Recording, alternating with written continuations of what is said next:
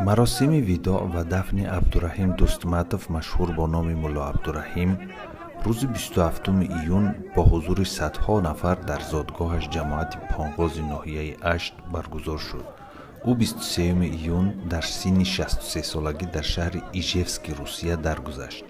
ملا عبدالرحیم در یکی از نوارهای پیش از مرگش گفته بود ممکن است جسدش در ایژevsk بماند، ولی دیرتر تابوت او را از روسیه به تاجیکستان فرستادند.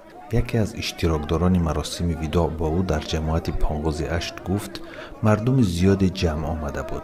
همه می‌خواستند وداع کنند و پایه تابوتش را بگیرند.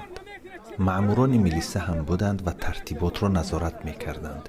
با بلندگویی‌ها از مردم می‌خواستند که راه را گشایند. در نوارها دیده می‌شود که با هدف پیشگیری از پهن‌شوی ویروسی نو در جاهای تجمع مردم در پانغاز محلول‌های بهداشتی پاشیده می‌شوند. ملا عبدالرحیم پانغازی هفته گذشته در نواری از بیماریش خبر داد و گفت که تب بلند دارد و در راه به سوی شفاخانه است. در آن نوار گفت بعد بیشتر از 2 ماه خانه‌نشینی مریض شده است و بدنش می‌سوزد. این روحانی شناخته سال 1975 مکتبی به نام معدن را در ناحیه اشت ختم کرده تعلیم دینی را در مرغلان ازبکستان گرفته است.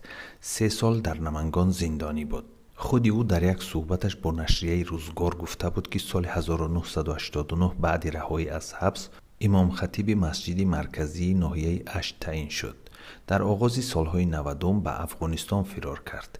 در آنجا 2 سال در بین مهاجران تاجیک مقیم افغانستان بوده است. وی بعداً به پاکستان و عربستان سعودی رفته بیش از 2 سال در مکه و مدینه زیسته است. پس از امضای سازشنامه صلح تاجیکان در سال 1997 ملا عبدالرحیم دوباره به وطن برگشت و اساساً به ساختمان مسجد و مکتب و شفاخانه مشغول بود. نور ایمان را که بزرگترین مسجد در ناحیه اشت به شمار می رود سال 2008 به استفاده داد. سالهای اخیر برای ترمیم راه‌های ویران شده جماعت پانغاز ناحیه اشت تلاش داشت.